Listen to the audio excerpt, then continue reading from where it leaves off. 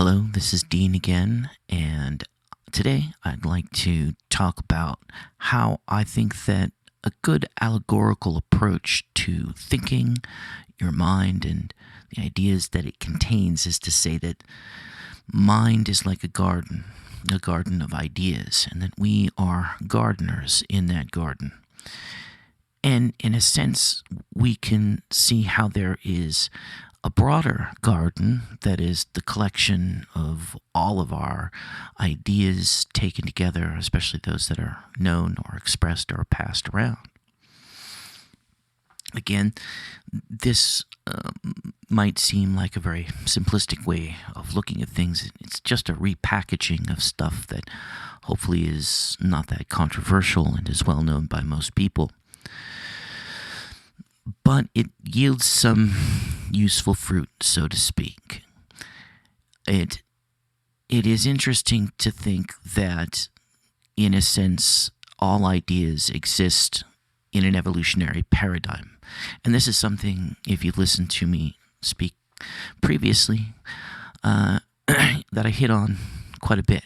Is this idea that evolution is not an affect of biology. Even though, yes, biological evolution is something I definitely believe in, it's just that it extends far beyond mere biology and really holds true in as a system when it's present, when there's a filter and some kind of repetition, reproduction, and mutation.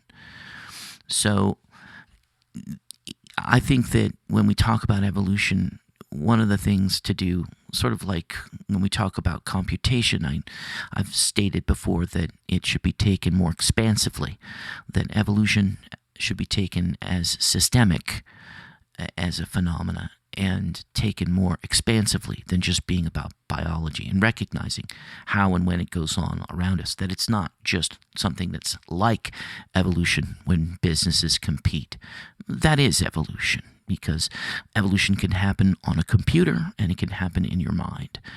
And it's been happening accidentally in your mind and mine and everyone's since we were born.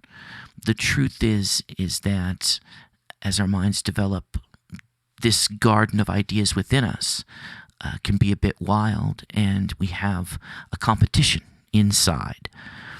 It's an interesting thing to say, and almost a mystical sounding thing to say that ideas want to manifest and desire to make more of themselves.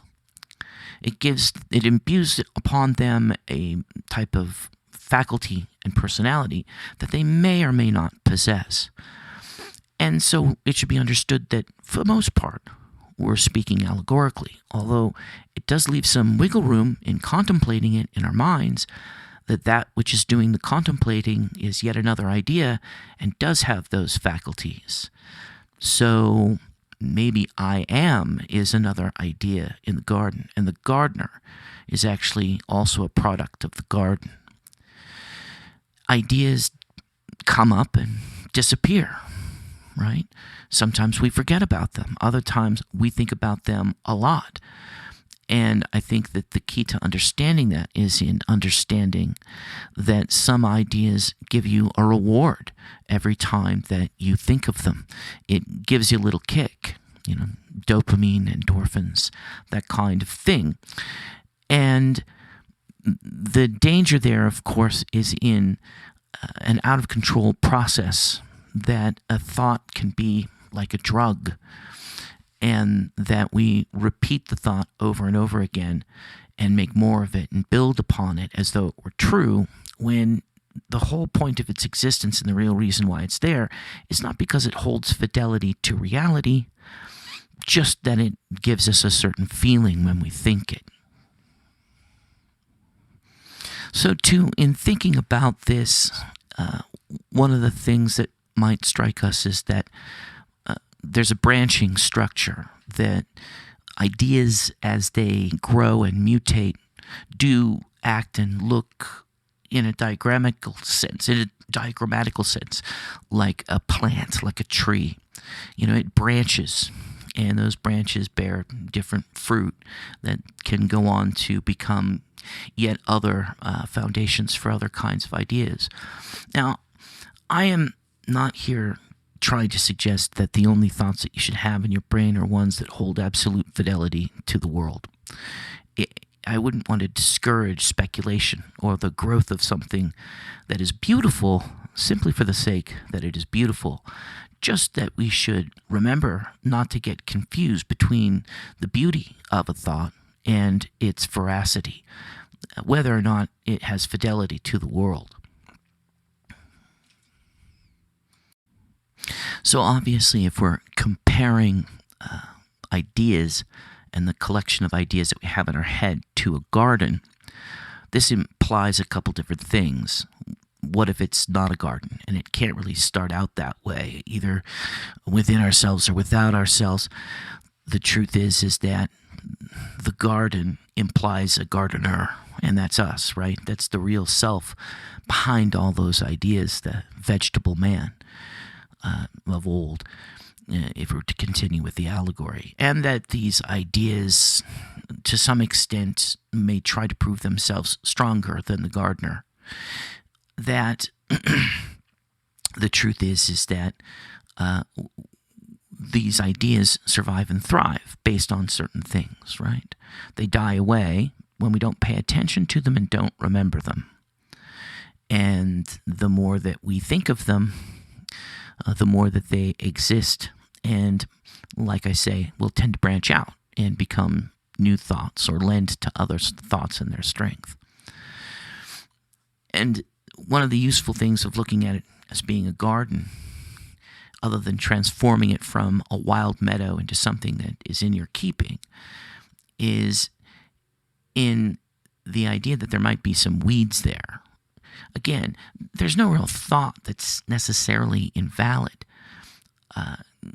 One could easily picture some ways that someone could come at this in a way that's manipulative to others. Your garden should be expansive, for sure. After all, it's just like a garden where you have little walls or some kind of a little containment. It's there within your mind, and you don't have to reveal anything that you don't want to reveal, although you may do it accidentally sometimes. Also understand that just like with a real garden, stuff blows in from other people's gardens. Almost none of what you've got inside those little walls actually comes from you. Most of it comes from other people. Some of it might be tremendously old and it's been passed around for a very, very long time. So again, in a sense, we can apply some characteristics to these things, and we can look at them as being very simplistic. It's maybe easier to start out thinking of them as being in a vegetable-like state or like bacteria in a petri dish. But they do have certain tendencies, and maybe there are some tendencies that are innate to all thoughts that we have, but really we can justify this by saying that the thoughts that don't have the tendencies to create the conditions that are more ideal for their own reproduction and existence will naturally fall away and die and not be there, at least if we don't put effort into it. So some ideas don't really require our effort. They take effort from us, and rather naturally so, and will tend to want to manifest. They'll want to leap outside the garden walls and get into the broader, wilder environment, where other ideas may be much more important to us. We decide with our free will to imbue those other ideas with greater meaning and have to make ourselves spend time with them the way a gardener does with a plant that's kind of delicate within a garden. It needs to be fed, it needs to be watered, it needs to be taken care of, it's cultivated. So there are wild ideas that just naturally occur to you that come out of your evolution or from the wildness of the environment. There's some that get passed around more carefully and are precious plants that need to be taken care of, where it requires your focus, time, and attention as a decision, not just because of the temptation that it affords, because the satisfaction of what it gives to you in terms of your own personal wherewithal and power, or just the knowledge of the world with the correctness of that knowledge, the veracity, again, of the idea when it pretends to reflect the real nature of the outside world. Things like math, they're not that tempting of a thought to think of. They don't reward you the same way as some other thinking does. But if you spend the time to pay attention to it and feed it and help it to grow, maybe it yields much better fruit. And in the end, the gardener is better off and is stronger in their capability just for having learned how to control what is there and what is not there, and to clear a space in order for something productive to be there. Now, if all of this sounds like it's just a way of repackaging very obvious things and is therefore a bit silly to listen to, bear with me and contemplate with me here for a moment the fact that the wilderness outside of your mind that provides from all of these different gardens a great plethora of ideas has suddenly accelerated during my lifetime and expanded immensely and continues to do so globally, worldwide. And that much of what we're confronting these days and the strange changes that are taking place is that effect of the internet, the effect of that acceleration. And of course, we can look back in the history of our species and civilization and see that there have been steps previous that also had tremendous impact and changed the world, the way in which it works. The Enlightenment era and printed books, just the fact of written language itself, invented presumably in the Middle East and the Mediterranean area by people like the Phoenicians maybe, although there's some speculation about all of that, perhaps in Egypt. We can see proto-writing systems like hieroglyphics and the like, and that seems to speculatively span back to things that shamans painted on walls that were pictograms that depicted a thing that happened and presumably went along with a story that the painter or the shaman could tell to the tribe. Maybe sometimes it was something that happened, maybe sometimes it was something that they wanted to have happen. Right? So, and that is one way in which human beings seem to be kind of unique. Most other animals don't show a great deal of signs that they are capable of speculating at all.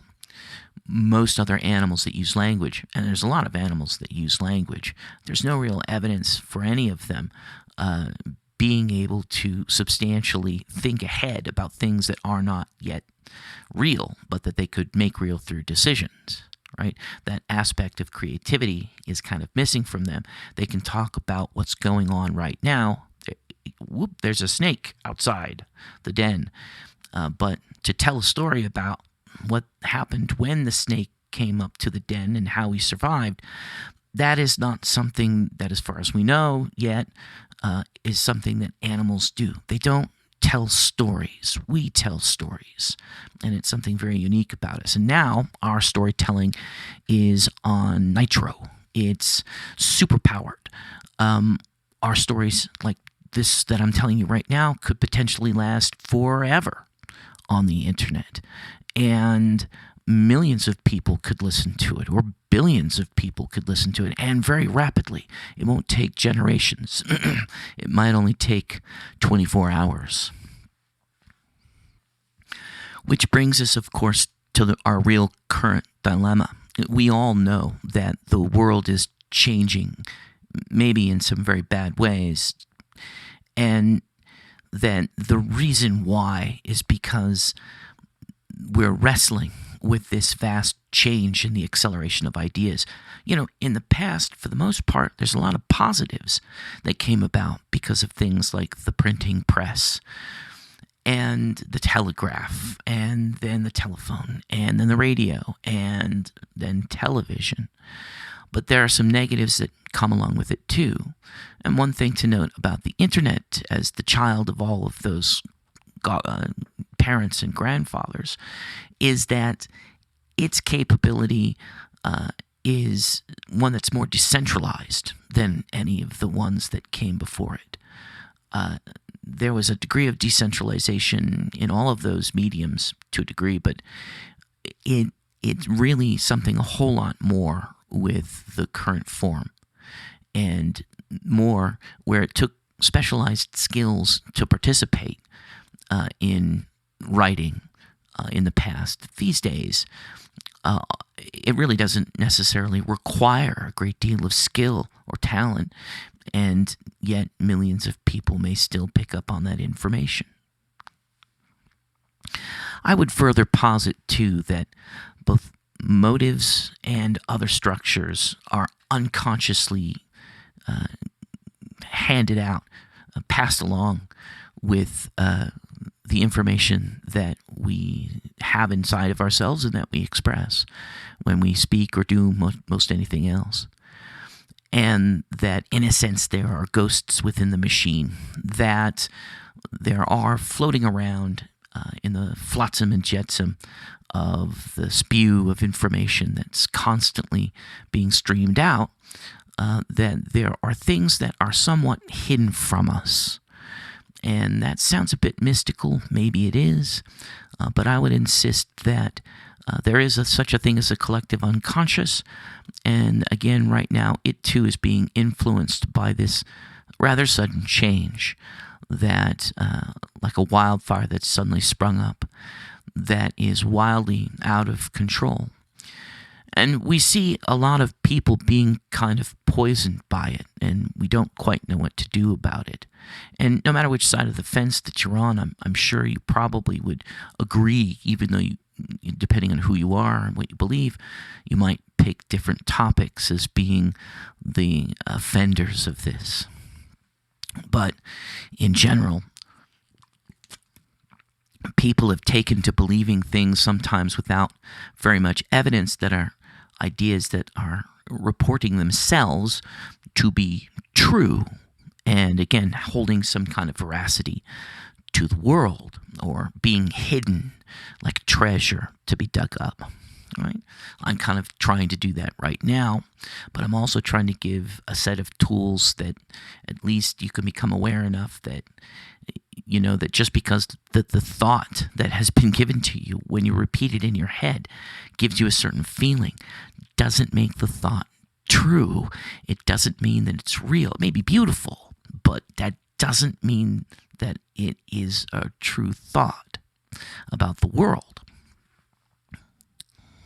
Recognize here, too, that elements that we can see in other types of evolution, like biological evolution, or that of bacteria or viruses within the body, we can see that there are some commonalities that parasites, for example, can develop, and that some ideas may act as carriers for other more hidden ideas.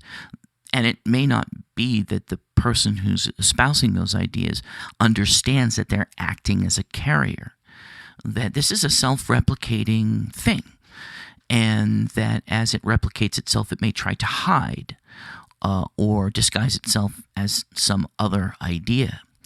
And so we can see that there's some great risks in this. We've taken in a bunch of this stuff without realizing what it is or what it does. And I'm not here, by the way, trying to advocate for massive control or censorship of this new medium. That's not really my point. Nonetheless, though, we can see how some more classical venues of information dealing have come under great assault by the emergent structures that come about spontaneously on this new medium.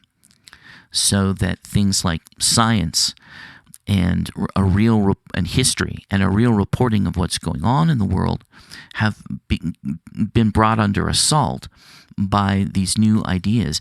And it takes on a different perspective when you see the ideas, and not just the carriers of the ideas, as being alive and self-interested. That they might not be sentient the way a human being is, but they are still living things in their way that don't want to die and want to make more of themselves. How did that happen? Again, very easily, because all of the ideas that didn't do that died away, and the ones that remained were the ones that got people to think of them. And you can, if like a parasite might feed off of your sorrow and your suffering. And the cure that it proposes is really just more of the disease that got you into that state in the first place. So, you might be thinking thoughts because you're lonely, that the answers and the emotions that are provoked by those thoughts will have a tendency to keep you lonely, and that in a sense there's a semi-conscious entity there that's an idea, a living idea within you that's been passed into you, that you're passing into others, that creates conditions that service its continued existence. And it's not really a good cure. The cure is the cause, right? And I think that happens a lot, and I think we're seeing that a lot, especially in things like the manosphere.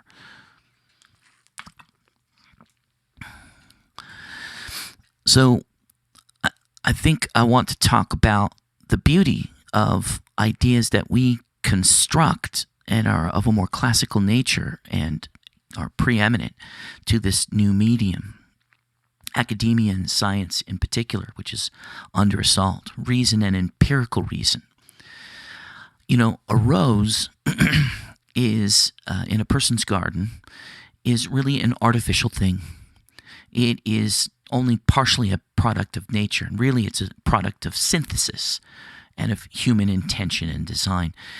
A rose, to my knowledge, is actually a combination, of grafting of a Middle Eastern thorn bush that flowers and a European carnation. And those two different species were brought together and synthesized into a singular, beautiful thing that we tend to treasure, value, and prize. Probably the most important flowering plant that we have. We have other things that are important for other reasons, to satisfy our physical hunger and things like that. We're talking here in the real world, in a real garden. But if you're a real gardener, very oftentimes your prized possession is going to be that red rose, right? Or a rose. And it's just kind of a magnificent thought in all of itself, that it is something that wouldn't exist without human cultivation and without human care. It exists as a representation of our intention and our patience and our creativity and our constructiveness. But those things tend to be very delicate. It requires us to pay attention to it. It's not going to just come to exist on its own. And I think that that's a really good allegory for empirical reasoning and thought. And the vast body of knowledge that we've managed to accumulate that allows us to have these great powers as human beings, to fly through the sky, to go under the water, to go even into space, and to discover what the stars are, to figure out the keys and the mysteries as to how our world works and its self-consistent properties, and how to make use of them to make our lives better. As much as these things can be misused, the process itself is a beautiful thing. It's one of the most beautiful and precious things that we have. And like most things that are actually of value, that value is not really self-created. It's something we imbue in it willfully as a decision of ourselves. It's not like an addictive drug. Instead, it's a thing that you have made through self-sacrifice and effort and discomfort, and it lends value to it. Think about how value is accrued in a game that you might play. The things that your character in the game acquires, that it finds a value, that you find a value in the experience of playing the game, aren't really real. But at the same time, the game makers know that they can get you to imbue that diamond sword or whatever with value. Personally, if they just tell you, but also if they make you kind of work for it and you undergo a certain degree of frustration in trying to get it, then you don't really want to let it go once you've got it, especially if it can then do something for you. So we can see all around us the product of what empirical reasoning and the scientific process can give us. And doubt it not, it has given us great powers as human beings. And those powers can be used for good or for evil. It opens up a venue of thought and ideas that are far beyond the imaginings of our ancestors, and is a testament to what we're potentially capable of. This in and of itself is a beautiful thing. And I would say that it's up to us to take care of this beautiful thing and to protect it against the weeds that might otherwise attempt to overtake it. I understand all of the arguments there that new ideas might come to supplant the rose, that really what we're talking about is a composite, and that within that composite of ideas in academia, some arise and some fall. But it's the method itself of how those ideas should be created, or at least filtered, so that we're providing the filter. The filter is not just how it makes us feel, it's the veracity of the claim that ends up being the litmus test as to whether or not the idea should thrive and be replicated or not. See, there we're being good gardeners, at least when what our aim is something of practical nature and value. And it's something to be proud of that we've been able to accomplish this. It does not lie within the sole realm of any one group of people, and should not. It isn't even something that we would propose, if we're thinking clearly, that only human people should be able to create. If there's other kinds of people someplace out there, or have been, or will be, it is also theirs if they are sentient and are going to succeed, and like us, build a civilization.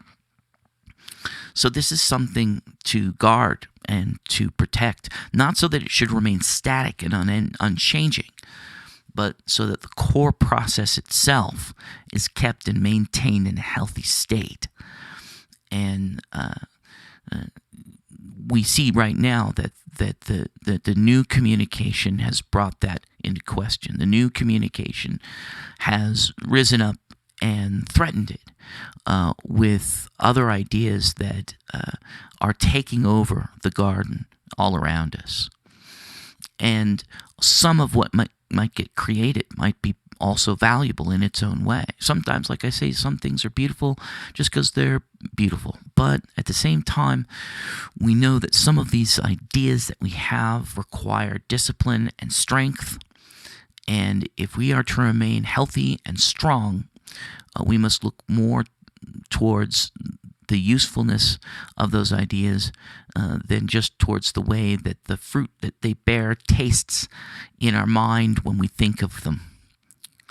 Right? So I think that's what I wanted to say. You can see this garden of life and the wilderness beyond thriving and changing all around us right now.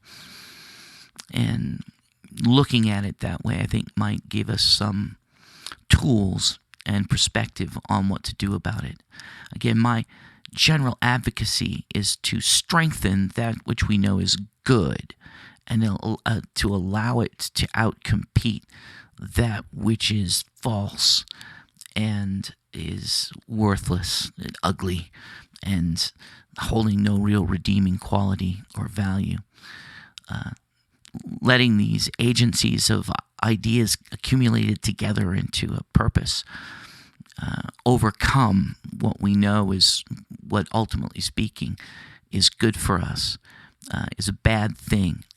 And what it really ultimately boils down to, though, in each one of us is personal choice, obviously, because no one and no attempt in the past has ever succeeded in being able to entirely control what it is that people choose or choose not to have within their own personal mind, their garden of ideas, right?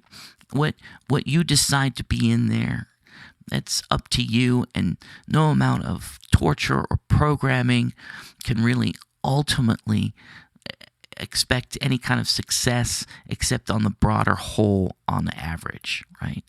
Ultimately speaking, it's good to recognize that we are free to pick and choose. And if we're going to try to instill an idea into the world or another person, that must be taken for granted, that not granted, but that must be anticipated in order to successfully be able to instill that idea, especially those ideas that are more delicate and tend to be more artificial, but are very useful and are not ideas drawn from our genetics or from our past in the caves and hunting animals and things like that, but that are the real living ideas with a heartbeat that go on to help us to become more than what we came from.